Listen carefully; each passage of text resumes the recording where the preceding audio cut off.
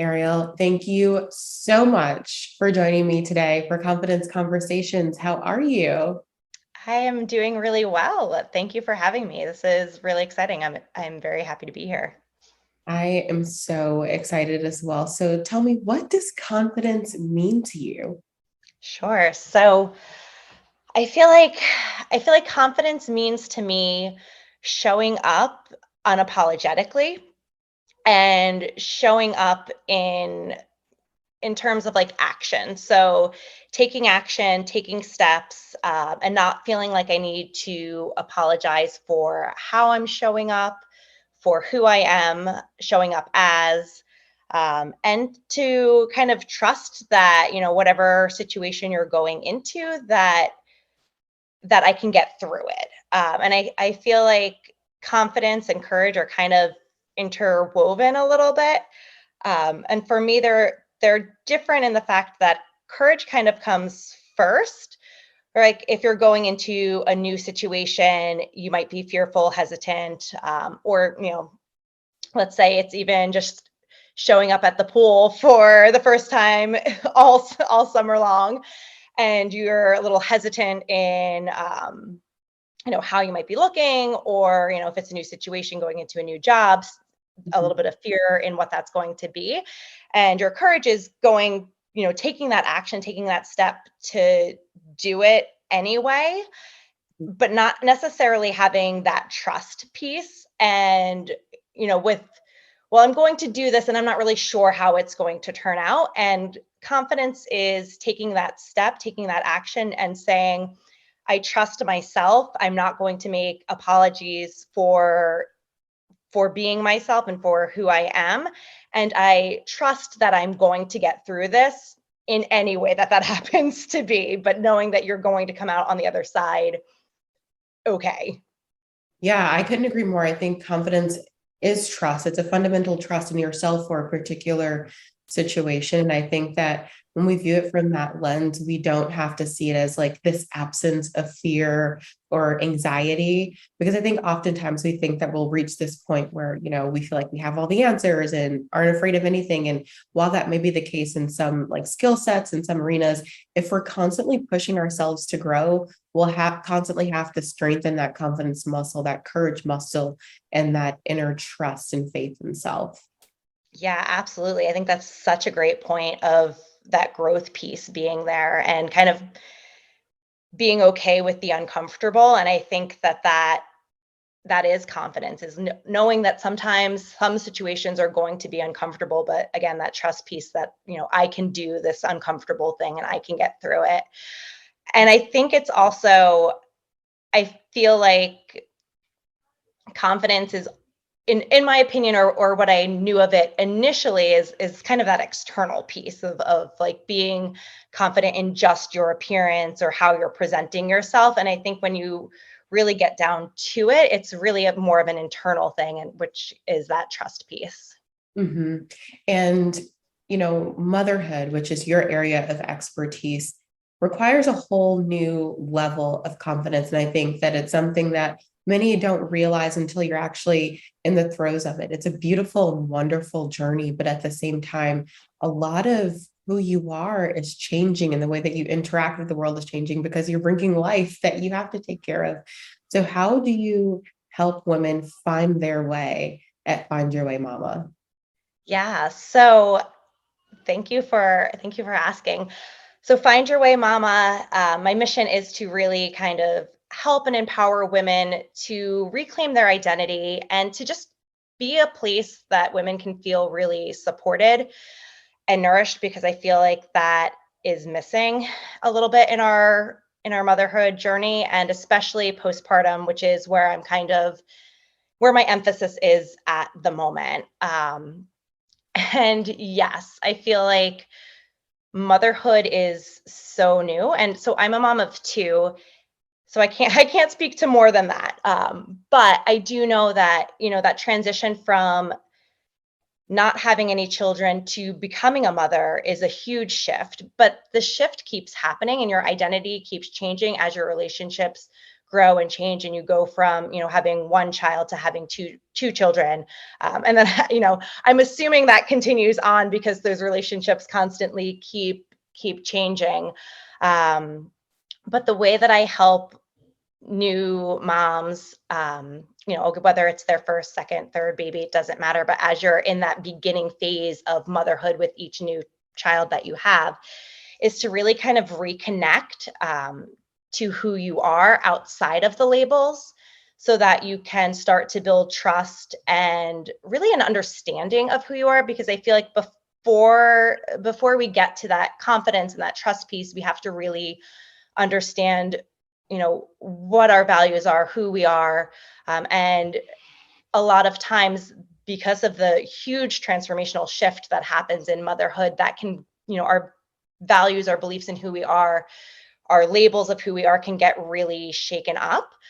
So it's kind of pushing through all of that, breaking through some of the noise, getting back to, who you are outside of those labels, trusting your intuition again, and really doing that by reconnecting to your mind and to your body, and allowing for healing to happen first, and then growth from there. Mhm. Thank you for that. And can you tell us a bit about your own personal journey with baby number one? Because that's such a huge shift, right? Oh gosh. Yeah. I don't have kids, so I can't speak to any of it. But going from, I am, a person, maybe I have a partner or a husband, whatever it is, to now I'm pregnant, to now I have this whole human, this individual to take care of. And that is so much a part of your identity. How does that shift the way that you interact and perceive yourself? And what was that journey like for you? Sure. So I think with that shift, there's also a lot of expectations Mhm. that we just hear from day to day. There's a lot of things that it's funny because I feel like there's so many expectations out there that are put on us as a mom, of like what a mom is supposed to be, that you are supposed to be super nurturing and, going for that really good attachment and being the best mom that you can be, the best mom for your baby. There's really this perfectionist kind of aura around what a good mom is supposed to be. Um, and then with that is like then having this very clean house and being a great chef and doing all of these things, and then that expectation of whether or not you're going to be working or not, and then there's all the stigma around either choice you make. um it's a lot, and then there's a lot that we are not informed about, of what I like to consider kind of the realistic expectations of motherhood, um, which is, that you are still there, that you are a whole person, and that your needs don't go away. If anything, because of some of, the fatigue and everything that goes along with very early motherhood, your needs are kind of heightened a little bit. Um, so I think, knowing what to expect, knowing that babies are not going to be great sleepers. They're not going to get these long, amazing stretches in all night long, maybe for that first year. So kind of knowing what to expect, knowing that babies are messy, and that even your best attempts at keeping, things really tidy, especially as they start eating solid foods, and then there's just grime everywhere, no matter what. So it's just like knowing those expectations, I think, are really important and can kind of help us reset. But for me, with my journey into motherhood, it was a really long journey, because I had to go through a lot of infertility treatments to get there. So our process, it wasn't like a couple months of trying, or let's see what happens. It was, like 6 months of like, well, we're not trying. We'll see what happens. And then, another 6 months to a year of actively trying, and then 4 years of fertility treatments to finally have my son. So of course I was thrilled. Like I felt extremely lucky, extremely grateful. Uh, but it only kind of heightened then, the feelings of like, oh shit, now what did I do? Like now what? And Yeah, so having my son, I had a lot of feelings of that I was not doing it right or that I was a failure initially. I had such a hard time having him. And then I ended up having to have an emergency C-section. And that was not my plan. I did all the prenatal yoga. I did all the, perineal massage beforehand. I visualized it. I like was working on my breathing for labor. I had it all set. Like it wasn't supposed to go like that, but such is life. Um, so I feel like because of that, there was just a lot of, narratives in my head of like, well, you struggle to have a baby, then you didn't do it the right way in quotes or like the natural way because you had to have a C-section. And we struggled a bit with breastfeeding initially. But that was something that I worked really hard on. I ended up seeking a lot of lactation support, and our journey went on for 15 months very successfully. But initially, it was way more work than I thought it was going to be. And so I had to kind of address all of those issues. And to be quite honest, with the first time around, I really didn't address the issues. I worked on them. I kind of pushed them aside, and I tried to just do what was expected of me of, just giving my best, being the best mom I could be. I still had a lot of my perfectionist tendencies with my son. I think I did a good job. Like I think he's a good kid. Um, he's almost 4 now. But feel like some of that's easier with one. You can kind of go in that direction a little bit easier with one. It had, of course, I had some adjustments with the relationship with my husband, with that. But for the most part, it was really the first couple of months of, more my relationship with myself that was affected, with a lot of that doubt, a lot of that judgment on myself that I wasn't doing it right. And so, of course, then I like dug in and was like, well, I'm going to, double down on those perfectionist tendencies.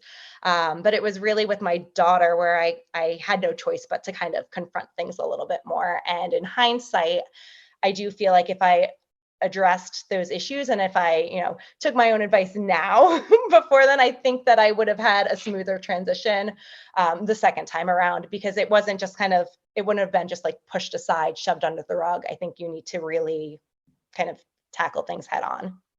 Yeah, thank you for being so transparent and sharing your story. And I know there's a lot of people listening who are either thinking about becoming parents or maybe doing it for the very first time and have some of those same feelings that you felt. So how do you get out of that space of feeling those feelings of shame and guilt and imposter syndrome of like, I've never been a mom before. I don't know if I'm doing it right. This doesn't look like There's no manual. exactly. So what are some of the methods you can use to get back to self? So I would say, so the first thing is really sitting with those feelings a little bit, and again, not pushing them aside, not just discounting them either as being normal, so it's okay, and just kind of again that almost allows you to just push it aside, because I feel like, mom guilt and mom shame is so normalized in our society that, everyone has it. And it's just this thing that you kind of carry around on your back with everything else that you have to do. And we never really give ourselves permission to like, put it down. Um, so I think it's sitting with those feelings and kind of identifying what you're feeling, what you're noticing, and not only what you're noticing, but when is it showing up the most? Um, is it a specific activity that you're trying to do where you're feeling more of it? Are you noticing it just constantly? Um, is it in particular relationships that you're noticing it? And just kind of taking, taking account of all of that, allowing yourself to process that first. Because I think you need to, the method that I work with and that I work my new mamas through as well is really 3 parts, and it's identifying, integrating, and igniting. And that identification piece, I think, is the number one thing you have to do, whether it's a physical discomfort that you're feeling or it's an emotional discomfort that you're carrying, is again, finding out where it's coming from, why, and doing some, I do a lot of journaling, but meditation as well on like where it's coming from, processing that, doing some like inner child work, as well, to kind of get to those root causes, because only when we identify the problem can we address it in any real meaningful way.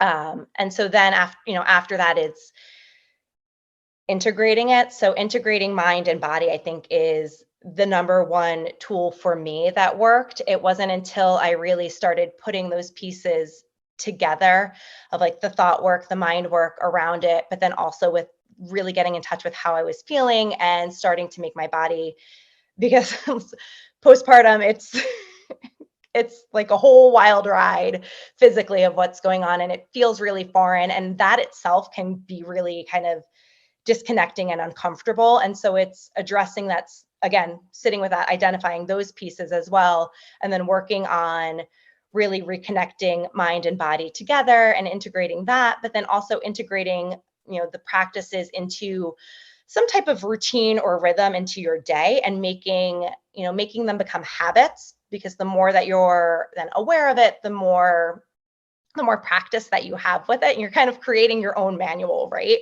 We talk about not having or having that imposter syndrome when you first step into motherhood. And I think that it can linger for a while, especially if you were in a professional setting before, where you had the steps, right? You knew what to do to get to where you were going, and then you feel confident in the role that you're in. And if you're not confident, or if you're feeling a little bit off, you can again go back and you know what to do to figure it out. So it's kind of integrating those practices into your everyday life as a mom, so that you can continue to practice it and know that it's a practice, and that you're a work in progress, and that there's no room for perfection in motherhood, because you're only going to drive yourself crazy. And you're also doing, you're doing your kids a disservice, because they learn through watching you, and through, your modeling your behaviors. They learn so much from that. And they need to learn that it's okay to make mistakes. Mistakes is where the growth happens. Mistakes is where the learning happens. So I think, normalizing that for yourself first is really important. And then back to the 3-part method. So we, identify, integrate, and then ignite is really just kind of firing it up, turning it up, reconnecting to like, what are your passions, making time for yourself a little bit more. And again, knowing that you're a whole person, and that motherhood is a very important piece to that. But in my opinion, in order to do that well, you need to do the other things well, because, if you have, if you're thinking of like a circle or something, and that there's a piece that's broken, then that loop is disconnected, and it's not going to, like a wheel, it's not going to roll well.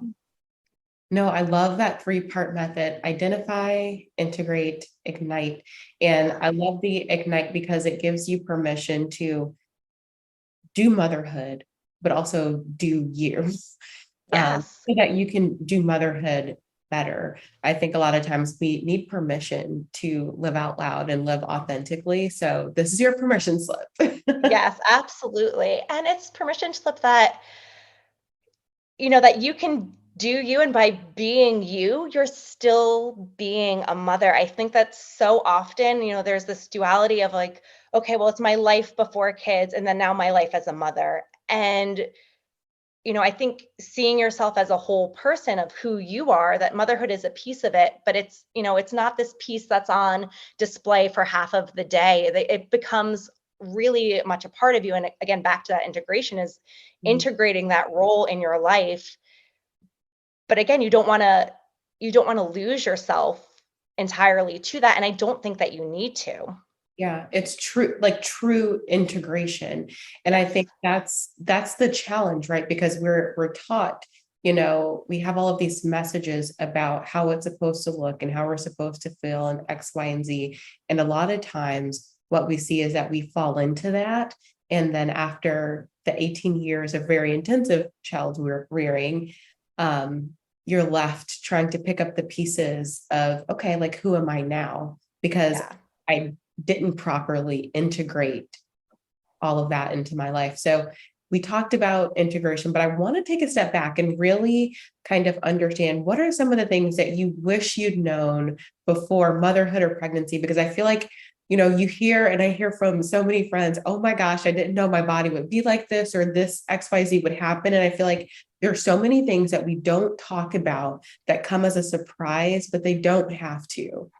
Yeah. So, this is such a good question. I feel like I could maybe go off on this for hours, but I think we need to talk about it so that it's not just the like, oh, you wait and see thing, which I feel like is kind of like that jab that you hear sometimes. And it's like, no, I don't want to just wait and see. Like, give me an idea of what to expect, but not like it's going to be this terrible burden. And I feel like too, there's like these two visions of motherhood that we see portrayed, and I think that neither of them is true in on its own. Is that that perfect motherhood when you see these images of everything looks great and their kids are always doing these wonderful activities and there's never any screen time, and then there's these other the other end of it, which is like having kids is terrible and you're going to need to have a drink in your hand 24/7. It's the only way to survive it. And I think like you know, no, it doesn't have to be either one. So just, know that going in that, there are going to be days where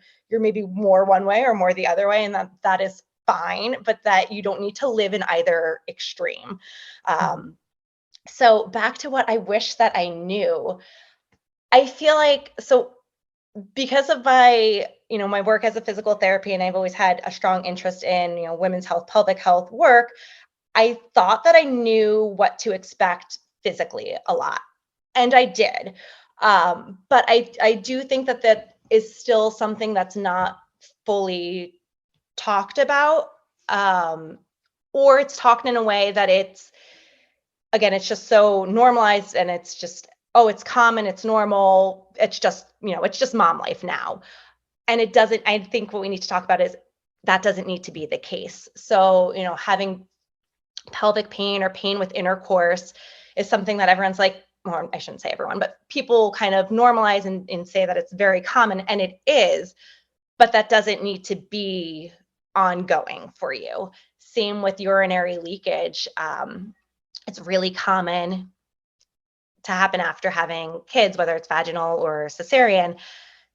It does not need to be that way. It's not normal, even though it's very common. And there are ways to kind of move through it, move past it if you take the time to actually address it. Um, I feel like for me, what I wasn't expecting, because I knew of the physical changes, and I know that it takes the 9 almost 10 months for your body to change and adapt, that it's going to take about that long to go in the reverse direction, that we don't just bounce back. I knew that. Did it But what I didn't know is that it was still going to be so hard to sit with that, um, and to feel uncomfortable in my body. And I think what was most surprising initially is how, after, really early on after having your baby, you very much look pregnant still. Nothing shifted back. Your uterus is still the size that it was. All your organs are still shifted up. You've lost, literally only the baby weight and the placenta weight, and that is it. Oftentimes, if you were on any kind of IV after, you have more water weight than prior to pregnancy, within those first couple days, which can lead to, just feeling more swollen. I guess that was something that I wasn't expecting. Should have. I know this. I know being on IVs make you feel you're going to take on and retaining that water weight. But I just wasn't expecting to feel so full afterwards. Um, is that, the squishiness in your belly, like that just feels so foreign and so strange. And I think you expect it, immediately after, but at 3 months after, you're still, that squishiness is still there for a lot of women. Some women, it goes away quicker than others. But, it really takes about those 3 months for your uterus to be back back in place. It's, 6 to 8 weeks typically for it to kind of get back down to size, but for all of your organs to kind of reshift to where it was, it can be upwards of that 3-month time period. So because of that, everything definitely feels different. And so just kind of getting used to that, as well as if you've had any type of stitches or suturing done, whether you had a vaginal birth with tearing or they, medically did it in episiotomy, or if you've had a cesarean section, is that, those areas are going to, as they start healing, get particularly tight. And so making sure that we're taking care of those areas so that we don't have a lot of binding and scar tissue that develop, I think is really important for new moms to know. So that's a lot of the physical stuff that I wish I knew. More of the mental emotional piece of it. You hear of the baby blues, so you're somewhat expecting that. I think what I wasn't expecting as much is really that loss of identity piece of, for me, I was taking an extended time away from work. So it was then, who am I now? It's my choice to stay home this length of time, but like, who am I now outside of that? That was tough to sit with, and that took a little while. And I think that was one of the things with my son that I didn't really address. And in part because I think with him, I didn't really have that clear plan either of what I was going to do. But then with my daughter, when I knew I was taking a longer time away, it was, again, my choice. I was excited about it, but that doesn't mean because you're happy with a decision that you're making that there's not a lot of hard stuff that goes along with it. And I think that kind of encapsulates motherhood in and of itself, is that it's this, a choice that you're making and you're really excited about it, but that doesn't negate all of the hard. And so learning to sit with the hard, work through the hard, whatever that hard is for you, while still learning to enjoy those moments that you were really gearing up for. Again, that it doesn't have to be a one or the other, a black or a white, that we can integrate both the hard and the joy together, to kind of move through it. Yeah, I think that that's so powerful, and you've given us so much. I learned a lot just now, especially about the physical aspects, and I think we need to talk about those things so that we aren't surprised and we know a little bit more of what to expect so that we don't become disillusioned or afraid or have this experience where we're thinking, one, is this normal? Two, if it is, why didn't anyone tell me? And then now I feel like I can't talk about it because I don't know if I'm having the quote unquote regular experience. And I think we do a lot of shaming when we don't know what to expect. Yeah. And I think a really important piece is, if it is normal or common, that's fine. It doesn't mean that there isn't a way to move through it to make yourself feel better. Again, it's not going to be 100% every single day, but to feel, have more good days than bad. Even if that shift is just slightly over. I think, so often we kind of just, again, we normalize mom life is tough, and it's either one of the other. It's either it has to be your whole life and your whole world and all of your joy and every moment has to be wonderful, or it's this like disaster and you're like a hot mess all the time. And I don't think that either has to be fully true. And, if you are feeling, especially if you're early on and you're like, is this normal baby blues, or is this starting to become something more? In my opinion, I don't think that it really matters. I think that if you're feeling that way, where you're down or really anxious or feeling stuck, there is a way to move through it. There are ways to move through it. And again, that's whether it's the short-lived baby blues or moving more into, more of a postpartum, like depression or a postpartum mood disorder, that you can address it either way. And same for the physical, having having discomfort from your scar might be short-lived. That doesn't mean not to address it, because it's not always short-lived, but that doesn't mean like that it needs to be that way. But you can have, if you don't address, your scarring, you can have long-term problems depending on where scar tissue adhesions form, as well as just like a hypersensitivity to the area. Like some people find their scars to either they're numb, and that sometimes is normal. If the line itself, if you've had a cesarean and that line itself is numb for a increased amount of time, like that may be your new normal. But if it's hypersensitive and really painful, that can last for a really long time, and it's going to last longer if you don't address it. Yeah, I think that's really important. Like, we do not have to suffer in silence. There are professionals, friends, community out there to help us, whether it's, going to your physician, going to talk to a life coach to help you through things, going to see like a Mhm. counselor, psychiatrist to talk about some of the baby blues. Whatever it is, like, please seek the help that you need. And I know one of the ways that you practice is through movement. You're a doctor of physical therapy, and movement is very much integrated in your life, even before your motherhood journey. But tell me about some of the ways that you like to use movement, yoga, in your practice to help the moms that you work with. Sure. Yeah. So I take the moms that I work with through an 8-week program of like therapeutically progressed physical exercises to kind of address that physical healing that needs to happen.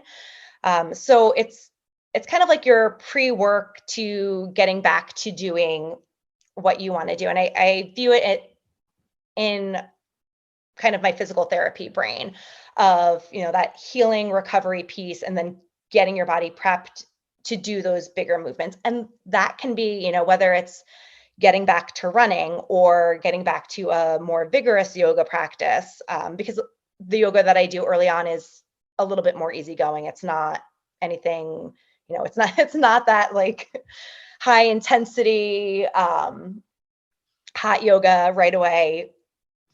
Some people love it, but right away, I think you need to kind of build up to that. But it's also if you want to be able to baby wear while you go on a walk, or if you're shopping in the store for an hour or so and you don't want to have back pain with it, or you want to be able to get up and down off the floor while you're holding your baby and be able to do that comfortably without feeling like your pelvis is kind of all over the place and you're not quite sure if you're going to support yourself. So it's preparing your body to do what it needs to do. So I work through an 8-week program where it really starts with relaxing and easing the pelvic floor, working on kind of getting rid of any pelvic tension that you had from, just the muscles tightening up while carrying the baby, while, they're under a lot more stress. So because of that, they can naturally kind of tighten up a little bit more. And then also from the process of delivering your baby, that can kind of cause some trauma to the muscles as well. So it's kind of working through easing that, relaxing that first, and then building up some strength and it's really incorporating the whole body, because it's, starting with your pelvic floor and inner core as your foundation, but then kind of, moving through that. So that's a big piece of what I do. And then through that, while you're working on, especially in the earlier days, is of really reconnecting and finding your pelvic floor in the first place, because for some people, it's completely foreign to find it. And if you were familiar, if you were able to connect with it before having a baby, it can take a little bit to kind of reconnect that. So there is kind of some mind body work where you're doing some visualization while you're connecting to your pelvic floor. You're working on your breath, because connecting with your breath really affects your pelvic floor as well. Your diaphragm and pelvic floor kind of work in synchronicity. So kind of working on that coordination piece. And I find that by doing that, by really tuning into what's going on, deep inside, that starts to build up that connection where you're able to kind of get into your head a little bit more as well, and address the emotional piece too, because again, you're going in deep, whether it's mentally, emotionally, and then also physically. And I find that having, working on one only benefits the other. And that, the stronger your connection is with finding, your pelvic floor and finding how to engage your deep abdominal muscles and your core muscles, that then you can kind of start to turn internally and figure out like what is going on. How are you feeling? You start to notice more like when your heart's racing, when you're starting to get anxious at the, earlier, and not just when you're like ready to explode and then you're like, oh, what just happened? This snuck up on me. But as you start to tune into your body more, you just become aware of those cues earlier on. Sure. So I want to stay here for a moment because I Mhm. know some listeners do yoga, breathing exercises, and are very much aware of the pelvic floor. But let's dive into that beyond, just where it's located and talk about the significance of the pelvic floor, how it helps us feel rooted, and then why it's sort of integral in your practice. Sure. Um, so it's really the foundation. Um, for me, I like to, I think of it as kind of like building a house, and your pelvic floor um, and inner core is really kind of the start of all of that. And then, from there, we kind of move out towards our limbs, um, arms, legs, and whatnot to do bigger movement. And this kind of, working on core stability, core strength, and core coordination is always, I should say, was always and is always kind of where I start first. Going back to when I was, in neuro rehab, like after someone has a stroke or a brain injury and are starting from the basics to, relearning how to walk, for say, like, we start first with really integrating that core, getting that core stability first. And only from there, only when we kind of have that working, can we then kind of work out into, getting more freedom of movement and having your limbs move, because they're not working unless the core is able to support them. So that's kind of, again, the basic foundation of it. Um, but then, more, if you're thinking of it in more of a yoga perspective, and with the chakras, with the root and the sacral chakras, it starts there. And that's where we're grounded. That's where we have um, our first basic needs, emotional needs, when we're looking at that system, are there. So it's, that safety, that security in the root chakra, which is, the pelvic floor, and then moving up towards the sacral chakra, which is more of like that inner core, your transverse abdominis, kind of in that area, is where, then we kind of move towards like your sensuality, and those basic needs. So it really, whether you're looking at it from like an energetics level or just that physical level, it's, to me, it's the foundation, and it's our basics. Yeah. So thank you for breaking that down. And it's so important to start with the basics. Let's start with the foundation, like when we recognize that things are off, and there's so many different things that we can do. But I want to shift gears a little bit and talk about your shift, your actual shift. So I know that your work as a doctor in physical therapy has informed a lot of what you do with your clients on a day-to-day basis to help them with through movement. But what did making that shift from DPT to a coach that's working with moms on a day-to-day basis look like for you? Because I know a lot of times our perception of ourselves and the way that life will go, and even our identity sometimes, are so intricately woven with our jobs and what we're doing. Mhm. Yeah. So much of my identity was tied to that, because again, you work so hard for it for so long. I took all the right steps. For me, it was something that I knew I wanted to do since high school. And so I took all the right steps to get there. I loved what I did. And the identity shift first happened with motherhood, because I was like, whoa, okay, like now, I didn't go from physical therapist to postpartum wellness coach immediately. It was, physical therapist, mom, full-time mom, stay-at-home mom, whatever, label you want to put on it. Where I was taking an extended career pause or shift, or break, I knew that, but I wasn't expecting to go this route. So there were some surprises there. But it kind of, as I was going through my postpartum journey with after my daughter, after my second, it became clear to me that there was kind of these holes that were missing. And, while I knew what to do from a physical standpoint, and, I saw a physical therapist myself for 3 visits to kind of get some of the manual work that I needed. Um, and I saw a therapist and then did some coaching. It wasn't really until I started to integrate that I started to feel whole and better again. And that was what made me realize that I needed to kind of step into this work of, helping other moms move through it sooner, quicker, with a little more ease and grace. So once I kind of knew that, it felt right. It seemed like a seamless transition for the work.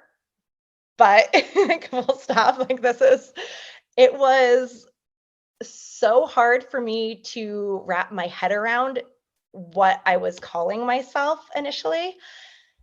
And, it's because we tie ourselves to our labels. I worked really hard. I got my doctorate. So I had, that vision of myself of being that medical professional. And there was a lot of thoughts around, okay, well, now I'm a coach. What? Like, what even is that? Like, what even is that? What am I doing? But I feel like the work that I'm doing now is really needed. And I started to, as with everything, I think it comes down to um, reframes and kind of thought shifts and breaking it down a little bit more outside of the labels. And the first thought shift was, I've been doing this for years, for decades, really. Like, yes, I've been a physical therapist, but in that role, I am constantly coaching my patients through their journeys, through their day to day. Um, you know, Hearing them out. What is their goal? What's important to them? How can we get there? Are they going to be okay if we get to that goal, if it looks a little bit different than what they're used to, especially, in the neuro setting? That is a big thing. But that's the same in motherhood. Like, what are your goals? Can we get there with it looking a little bit different? Are you going to be okay with that? How do we get to being okay with that? Um, you know, I I've been doing that work. So I think once I started realizing that, it made the shift a little bit easier. That imposter syndrome piece or whatever was kind of pushed aside because I realized, no, I'm doing what I've always done. And same with the movement piece. And this shift happened as I went from being, full-time physical therapist to, per diem work to just full-time mom. Looking at myself outside of the label, but so yes, I'm take that physical therapy hat off, but even with that hat off, movement is still hugely important to me. I still feel and find that movement is medicine.